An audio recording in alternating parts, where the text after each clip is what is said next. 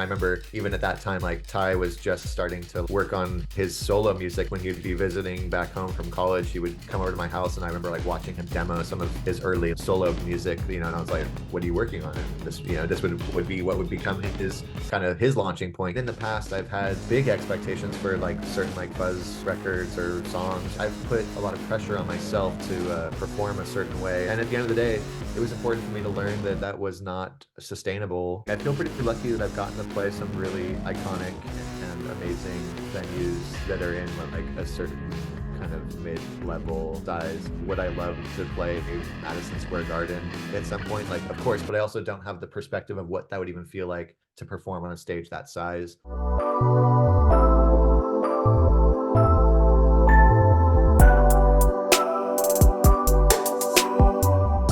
Are you a music artist trying to find a way to get your music on as many streaming platforms as possible?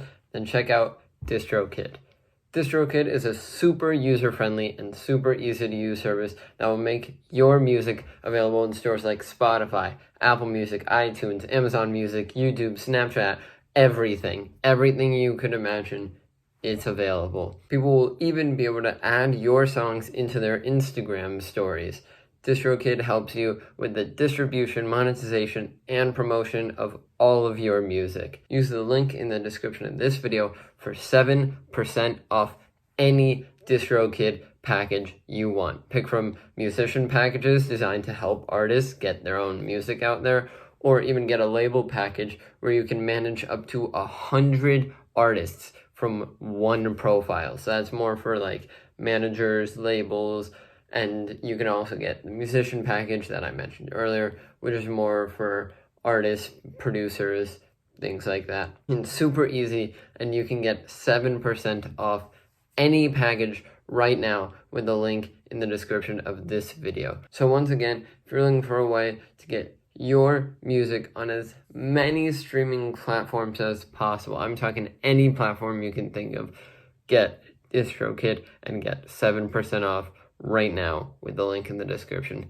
Back to the program. My guest today is one of Los Angeles' finest garage-psych aficionados. Recently released his new album, Black Holes Don't Choke, and is soon starting his West Coast tour. Please welcome Charles Moothart to the podcast. How are you doing today? I'm good. How are you doing today? Good. Excited to have you on, have this talk about your career, your music, everything like that. Yeah, thank you for having me. I'm stoked. Stoked to be here. Yeah. Thanks for coming on. Just to get into it, what was your first like experience with music like, or what sparked a passion in music for you? Well, I feel I started playing piano when I was really young, like, I don't even know, first grade or whatever. Started playing guitar when I was probably like 10 or 11 maybe, and my sister played flute, and then she picked up a guitar, and she kind of, it was very, very, she had a brief time with it, so I kind of started to get really interested in that way. And my family was always kind of into music. My mom and my dad were, very into, like, my mom liked the Who. She turned me on to the Who at an early age, and yeah, I just feel lucky that I was always surrounded by music in some way. And then, yeah, I had friends growing up that also played instruments. So yeah, it was just at a young age, we kind of started a band. We had, one of my bandmates had an older brother who was a guitar player. One of my friends who was a drummer, his dad was a guitar player. So I just kind of like it, when I look back at the earlier ages, like I just was kind of always had music around me, and playing in a band kind of became the obvious choice at a very young age, which is, I don't think a lot of people had that experience. So I feel lucky in that way. But those are pretty formative experiences, like playing music with my friends as like a 13-year-old, trying to write a song and stuff, that was pretty important. So it seems like not only did you have like a musical childhood or whatnot, but like it seemed like everyone, if not most people around you, were into music, things like that. So was there ever like any other career or anything else you were thinking of pursuing, or was it just sort of music from the start? Totally, because I never, I never thought of music as a career. I didn't think I would have a music career, when I was Yeah. young. And then even that journey was kind of like step by step, like going on tour, blah blah blah. But yeah, I mean, when I was in high school and just after high school, I kind of thought I would be like an English teacher or something like that. You know, I always liked reading, I liked writing, and I thought I would just be a teacher, but and still I haven't ruled teaching out, but at some point, in some capacity. But yeah, that was the one thing that I kind of thought that I would end up doing when I didn't think of music as being possible as like a career opportunity choice. Yeah. Yeah. And so once you sort of make the decision to try to pursue music, you see that it's something a little more real or like something you could pursue. Where do you originally had the name CFM and now you've changed it or rebranded to just Charles Moothart. Where did Mhm. the CFM come from and what was the decision that or what was the moment where you decided to change it to just Charles Moothart? Yeah, so CFM was just my initials, Charles Francis. My middle name is Francis. So it was basically a a way to use my name without using my name. The the formation of me and the genesis of me doing like any sort of solo music was kind of it was all by experiment basically. I was trying to figure out how to get comfortable with my singing voice, so I started recording these songs that I would sing, or I would start demo. It's also like I sang on a couple fuzz songs, so those were like I sang one on the first record and two on the second record, and those were all like kind of building blocks to getting comfortable with that side of myself. So when I really started doing my own music, I was still figuring out my identity, and I didn't really I wanted it to have a band name, but um it felt funny to try to name myself. So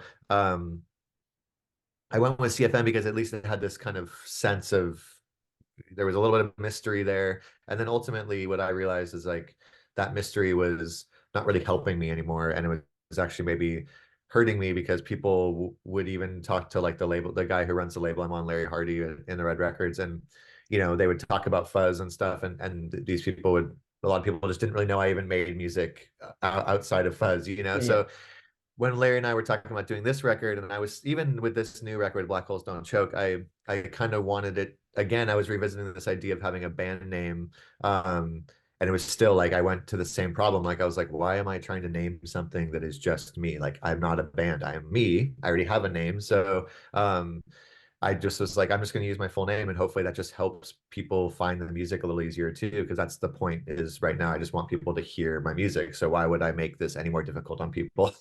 Yeah. So that was kind of that transition, and yeah, just went from name to name.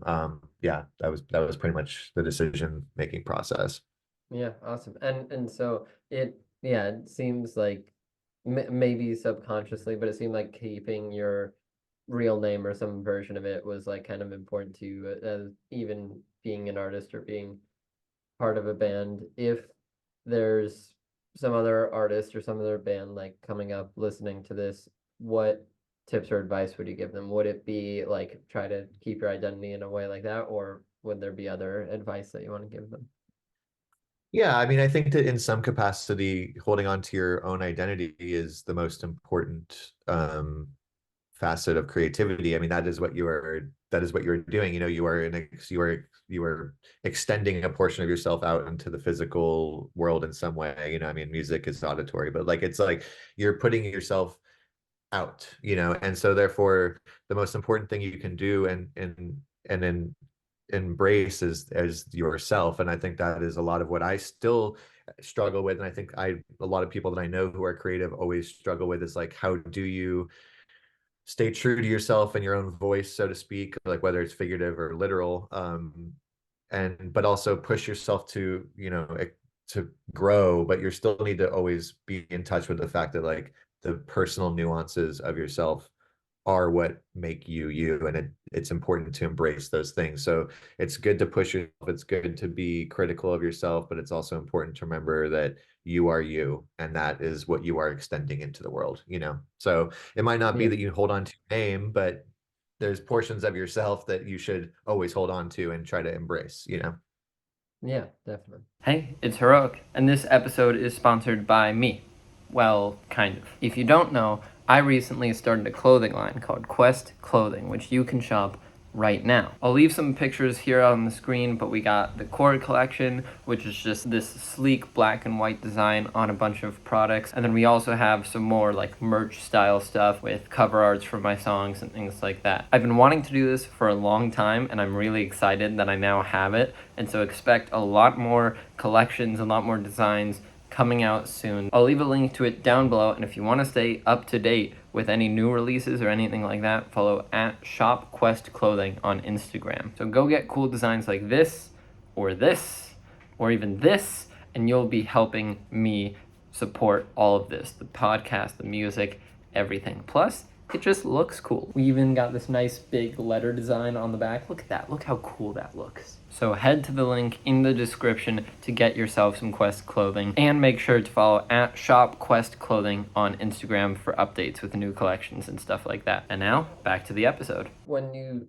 first got your start, maybe it's back in these like 13-year-old days of like playing with friends, what was your first live show or live experience like?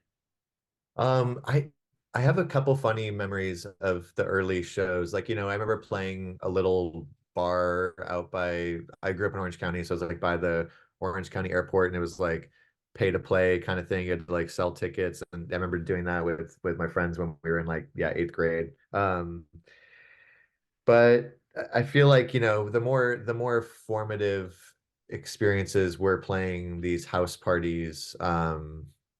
Like my bandmate with Ty and with this band I was in, Moonhearts, a while ago, like it's Michael Cronin. Him and I had a band um back then, and even before we were in a band together, his house was the place where they would have these like house parties in high school, and we would all of our weird bands would play, and those were like the really important ones because that was the first time I was playing music with what would be my peers, and watching everyone kind of experiment with different musical styles, everyone playing different instruments, like even if it was just one band that played one show for one night, like you write three songs and you go play the house party, so those were very important experiences for me. And that was kind of at the same time when I was starting to actually try to go up to like, now I live in Los Angeles, but at the time I was in Orange County. So I would go up to LA and try to play these like shows at the Smell and like these like DIY spaces, and that was a very formative time. So I feel like those house parties were kind of the most important of like forming some sort of identity. Yeah, yeah. And did that like were there any nuggets or like songs from that that you really liked and tried to like rework or keep going forward, or is it just sort of something that like you played at a house party and it was put out there, and then like you played it, you got it done, and it's sort of just out there in the void now?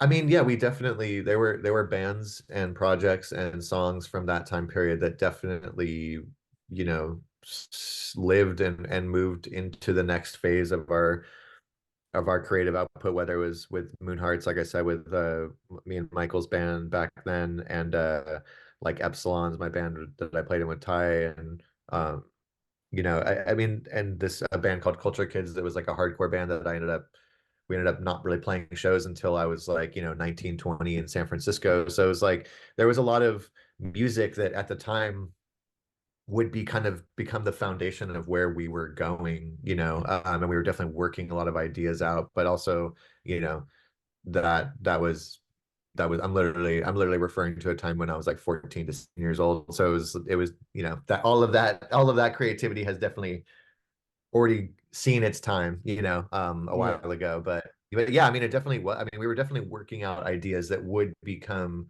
the platform for what we were going to launch off into. And I remember even at that time, like Ty was just starting to like work on his solo music, and he would come, be he would when he would be visiting back home from college, he would come over to my house, and I remember like watching him demo some of his early like solo music, and I was like, what are you working on? And this would be what would become his kind of his launching point, so yeah, that was a very formative time that definitely had real results for us. But yeah, it was a while ago now, so Yeah. But yeah. it seemed, even just like from hearing you talk about it, there are like all these different bands that you've been part of, and all the experience you have, what is it about like a band setting or a collaborative setting that you like about music versus like being a Yeah, I solo mean, artist?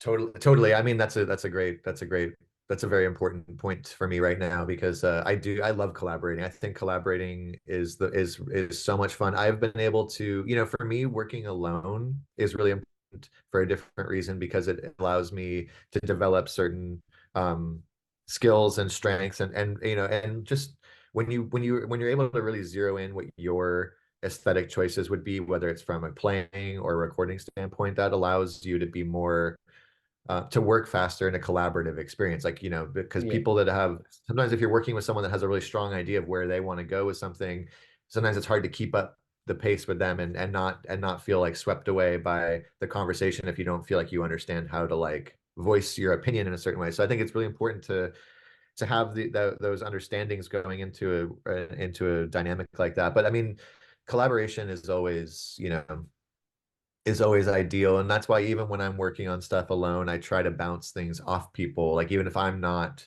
they're not playing on it or writing it with me, I still want people's ears on it, just to be like, what's up? What do you think I could do differently here? Or like whatever, because being totally alone in a vacuum is you can get really amazing results from that, but it also it's so one-sided, and music by nature is meant to be a shared experience. So I think it's always important to have more people involved. And I'm hoping that, after now that have released this album and as I move on to the next thing I'm going to be working on, I want collaboration in my life, whether it's with my bandmates that are playing in my band now, or whether it's, going to starting a whole new band or whatever. But yeah, collaboration I think is key, and it's even when you're working alone, it's important to have other people's opinions kind of help you along the way.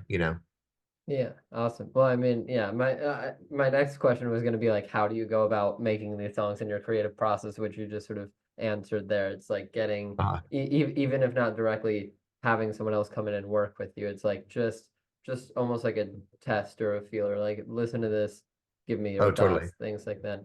Yeah. And like nowadays, it has seemed like if you want to be a musician or be in a band, like it's almost a requirement that you have some sort of social media presence or online presence. What do Yeah. you think about that? And do you kind of wish we could go back to a time of like let the music speak for itself? Oh my gosh, yeah. I mean, this is a complicated one because yeah, I feel really lucky that for the most part I came up and musically speaking, I came up in a time and touring for the first, we didn't use social media. It didn't matter. Like, people did have social media, but it wasn't the dominant force. And if you chose to have it, it was kind of a personal choice. And I had a lot of friends who were on Instagram, and it was like more of like a fun thing they were doing. It wasn't the only way to promote your band. And the fact that now that's the case, I just think is just really difficult. I've long ago made peace with the fact that that's the way that the world is going, and there's a lot of benefits to it. I mean, the fact that bands now can fairly easily put information out there, and you can promote your shows, like that you can just post something and it'll go to X amount of people, as opposed to wondering whether or not a promoter is going to do that. But that also goes the other direction too, where like I think that promoters now are having a hard time, like, how do you reach people? How do you know you're going to reach people? Whereas like the physical poster on a wall used to just be like, okay, I know that people are going to walk by this and see it. It's such a complicated thing. There's pros and cons to all of. I definitely don't want to be like the old guy who's like, "Oh, it used to be better," and like I said, I do see a lot Yeah. of benefits to You it. And don't want to be social part of media like just that old guard is what it gatekeeper. is.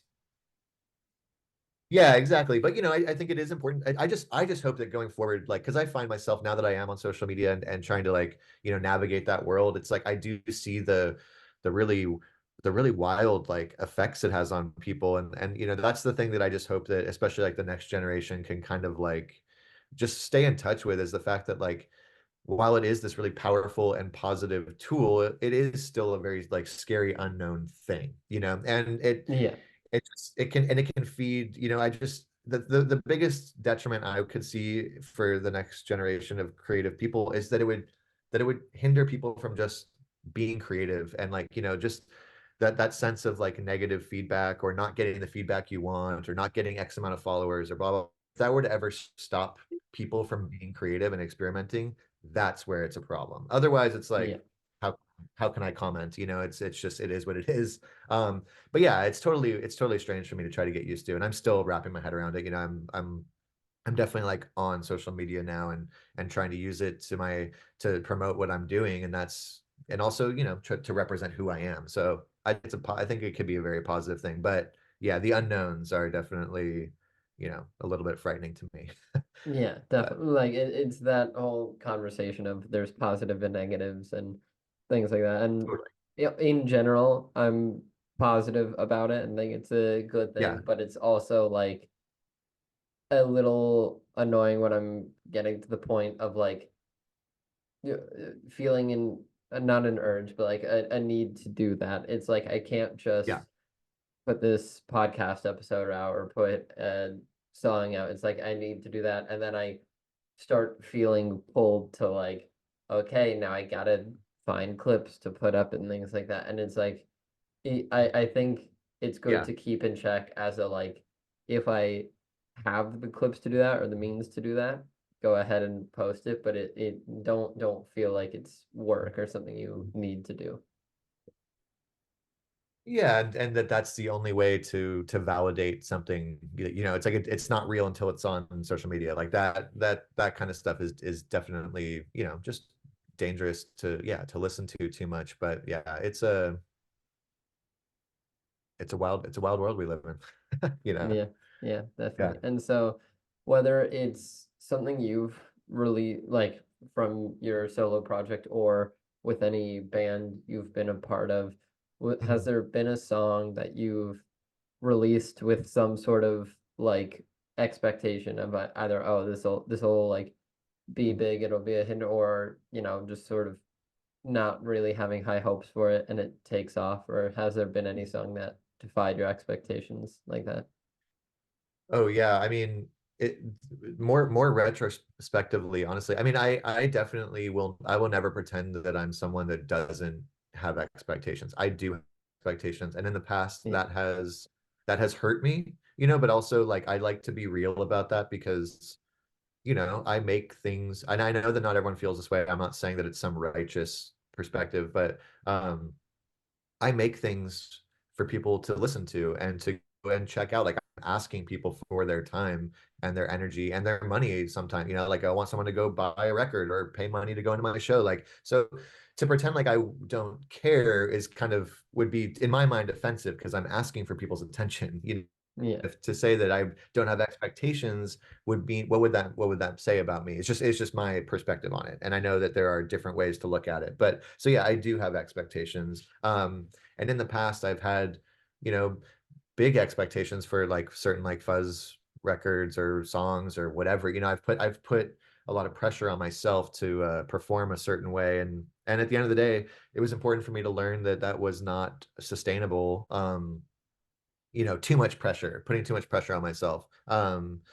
But yeah, I mean, and then, to answer your question about like a song or something, I definitely look back at like the song "What's in My Head" from the first Fuzz record. Like, of course, when we wrote that song, like I knew it was a good song.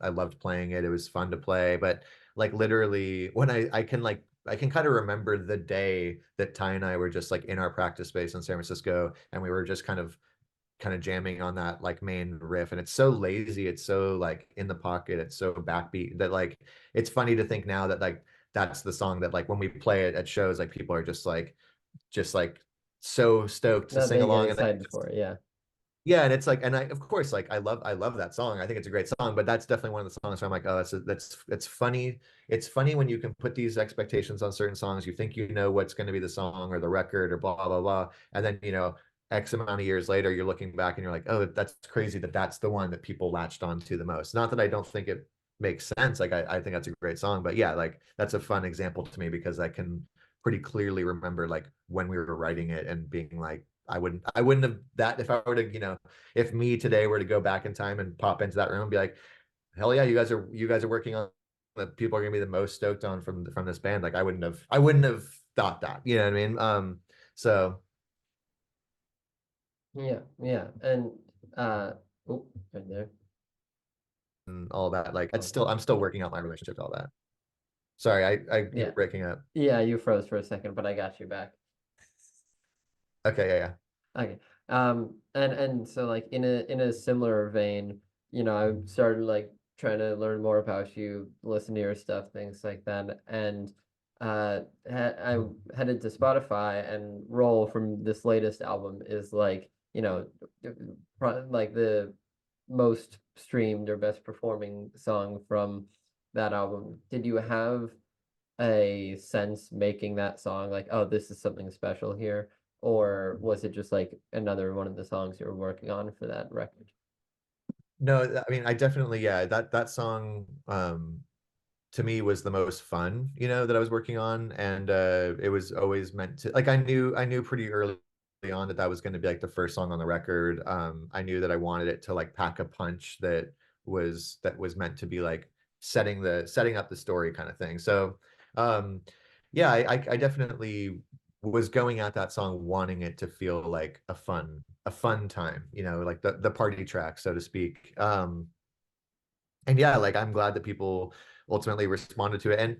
And also even like Matt Yoko, who made the music video with me. I mean, even him, like when I was first bouncing, when I first sent him the record and was like, hey, I would love to do a video with you. Let's keep it, low stress, blah blah blah. And I wasn't even gonna choose that song. I had a couple other songs that I was thinking about, and then he was the one that was like, I think we need to do Roll. I think it's like that's the song, and I was like, all right, sick.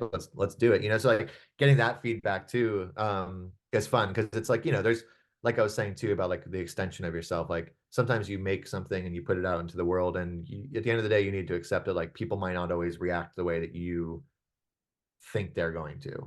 but it's fun when someone's like, "Oh, this is the song. It has the bounce," and you're like, "Cool, that's what I was hoping for." So that would like that validation of someone else is like, all right, sick. You're hearing what I'm hearing. Yeah.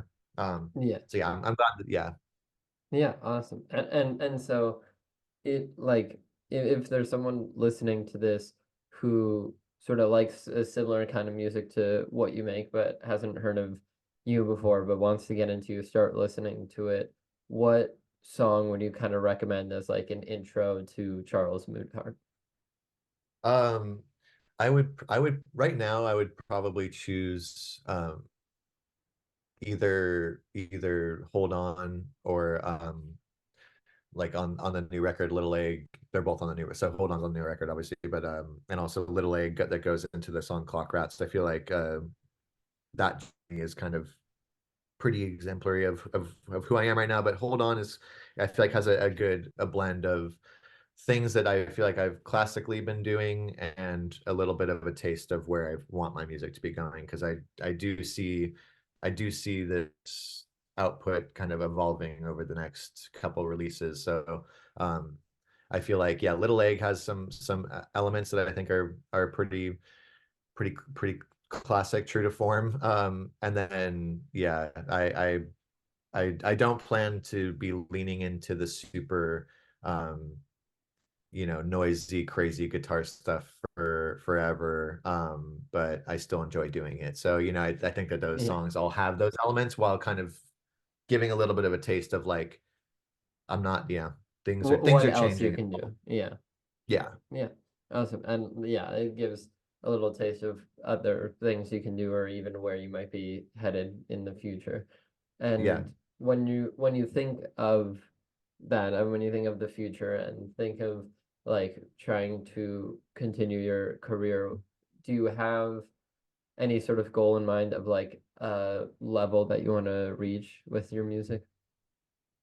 Man, that's such an interesting concept because I've learned from my experiences, I think that yeah, like I want to the simple answer is that I just want to be able to go out and play to people that enjoy hearing my music. And I would love to just, yeah, be able to travel and play and have that just be a sustainable thing for as long as possible. So to me, that's the simple side of it. But I also have learned from experience that sometimes when you're kind of climbing up, I've never reached certain levels of stature in the music world, but I do feel like as you're growing and as you're seeing like, oh, what's the next level, there's always this feeling that you're kind of chasing this ladder, so to speak, and that can be really positive and negative because like when I think back to like, when I was probably like in my early 20s touring, like what I would have thought was the goal, and then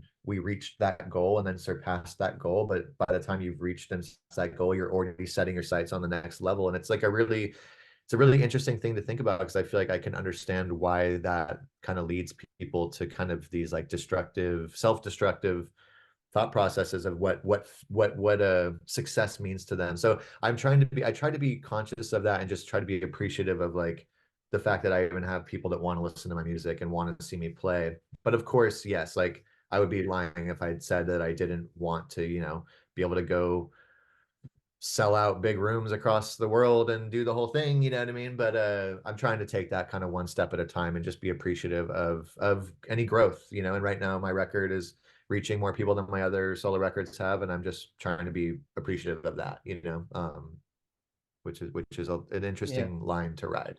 Yeah. yeah, awesome. Yeah. And when you're thinking of like collaborations, because we talked earlier about being like very collaborative and whatnot. If you got a chance to make a song with any artist or band in the world, who would you want to collaborate with? Hmm. Interesting. Yeah. Hmm. I mean, the real truth to that, and it's not probably not the most interesting answer I could come up with right now. But the real truth is probably Kendrick Lamar right now. I'm a big hip Right? hop guy. I love Kendrick. Like I love what he does. I think he's an extremely talented. I mean, he's obviously extremely talented, but I think he's like a genius. So, that would be the answer. I mean, I wish I could, come up with like a headier, more like obscure answer, but No, that's that's just the a truth. great answer because it's like Yeah. what while it is like maybe a common answer that a bunch of people would say, it's like with it being your answer, like I feel like he's not in like when I listen to a Kendrick Lamar record, I'm not expecting Yeah, yeah, garage yeah. psych or Different fuzz or anything like that. different Like worlds. I know that it's Yeah. gonna be hip hop, so it'd be cool to hear him like try something new, like that, Yeah. or like work in this world, in this genre. I mean, yeah, that would be ideal. That would be the dream for sure. Yeah, and I feel like he has that like he has that desire to experiment that it may be something that he does. Like he's very while he is a rapper like in hip hop, it's not like there's just another level of like artistry to his albums Yeah. and his art I mean, he's his not, works. yeah. It's not like just a beat front to back and things like that. Like Oh he's yeah. telling stories and things Yeah. like that. He's So very he's very musical. Yeah, oh totally. yeah. Yeah. Yeah. And in a similar vein, do you have a like dream or bucket list venue that you would want to like play your music out or play a show at? Hmm. I That's an interesting question. Trying to think. Like I feel pretty lucky that I've gotten to play some really iconic and amazing venues that are in like a certain kind of mid-level size, and kind of similar to what I was saying before about like the ladder climbing, like it's, of course, like I can say like would I love to play, you know, Madison Square Garden at some point, like of course, but I also don't have the perspective of what that would even feel like to perform on a stage that size. Yeah. So it's hard to say, like I think about like some of the venues I've gotten to play with bands I've been in to date, like Electric Ballroom in London, like that's such a fun venue and that felt so important. And so yeah, I don't know. I guess the only answer I can say is like Madison Square Garden, just because it's so iconic and historical. And yeah, like I I mean the Warfield in San Francisco, of course, as well, because I got to see Motorhead there. And that was like one of the coolest shows I've ever been to. That's such an iconic San Francisco venue. But yeah, it's again, it's hard to say when you start getting into like bigger spaces than I've ever played because I don't have the perspective of whether or not it would even feel good to play a show there. So there's the names and then there's the experience and it's kind Yeah. of hard to like, Yeah. hypothesize that. Yeah. Yeah. Yeah, definitely. And just for like your own music, is there, and it could be again with like bands that you've worked with, is there any song of yours or a song that you've worked on that is your favorite to like that you've released? Hmm. Um,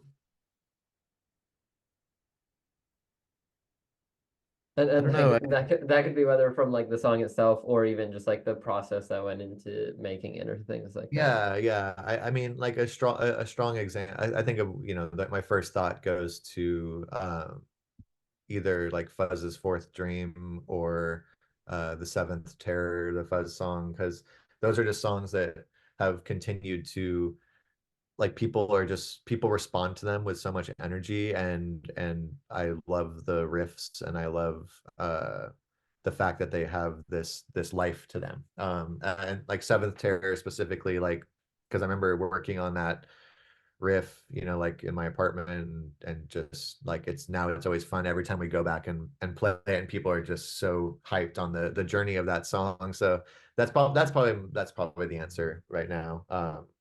Yeah. Yeah, awesome. And just sort of to, start wrapping things up or have a like optimistic look ahead, what's sort of Uh-huh. coming up next for you or what can people look forward to from you?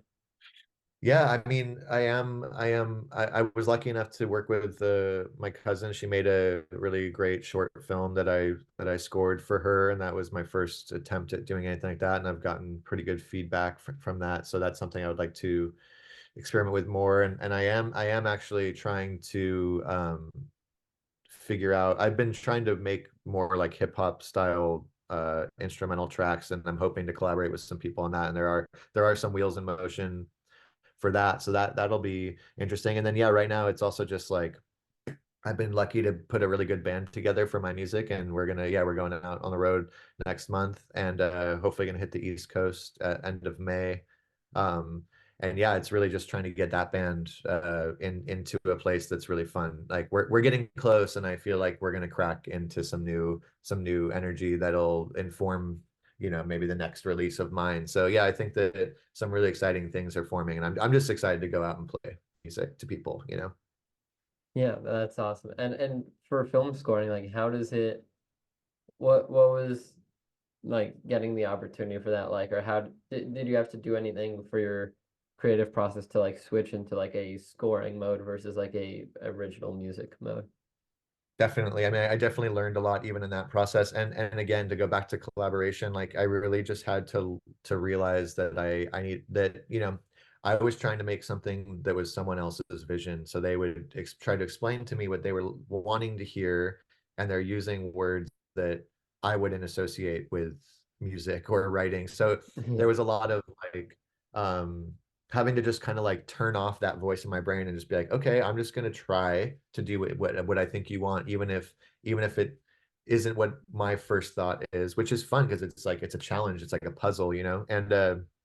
And at the end of the day, it really allowed me to just kind of be more expressive and doing things that I wouldn't have usually experimented with musically. And I really enjoyed it, but it also was an interesting process because you're not going with the same like task oriented. It's a different version of like task oriented creation. So like Yeah. like with writing a song, it's like, okay, I have this part. Now I'm going to lay down the drums and I'm going to come up with a chorus and I'm going to write a bridge. And there's just these things that you can know that I know what I want to do. And with this, it was kind of more this meandering process of just kind of like bringing in these elements and trying to figure out textures. And yeah, like I don't know how to think of it as far as whether or not like I feel like I'm really good at it, but I also enjoyed that it didn't have that same like, yeah, task oriented. Like I liked that it was just kind of like at the end of the day when we reached the point that we felt like it was done, it was like, cool, we're all good, and it was collaborative and everyone's happy, and it's kind of like, okay, then we're done. And it was really fun in that way. Totally Yeah. different experience. Yeah. Yeah. Awesome.